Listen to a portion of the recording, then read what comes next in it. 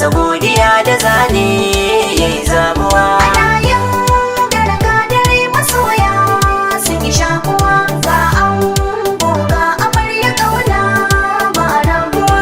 Yara baka yo salati gun kai da anbiya, imamin annabawa jagoran gaskiya. Albabun Fadima madubin mu da waiwaya, a gare shi kayo salati kamar gidayewa. Anayin daraga dare masoya sun yi shakuwa, ga ango ga amarya kauna ba rabuwa.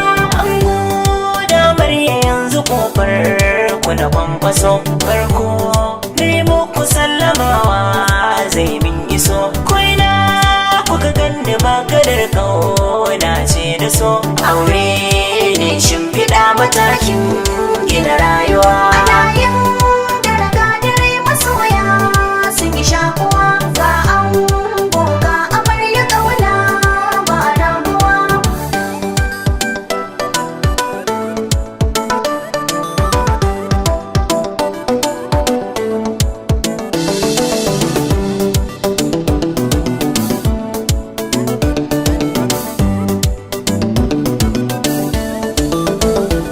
Anayin daraga dare masoya sun yi shakuwa, ga ango ga amarya kauna ba rabuwa. Wani dai jan hankalin ku zan ku yi ɗamarar zama, an ce zo mu zauna zo mu saba ba tantama.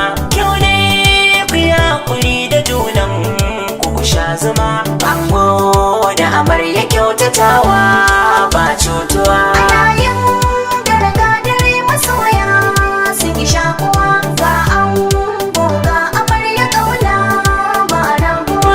Kallon juna kuke kuna yi mana murmushi, ni ma zan ba ku shawara ban da yawan fushi. Taro na bikin ku na faɗi mana armashi, na gaida amarya mai yawan dangi tururuwa. Anayin daraga dare masoya sun yi shakuwa, ga ango ga amarya kauna ba rabuwa.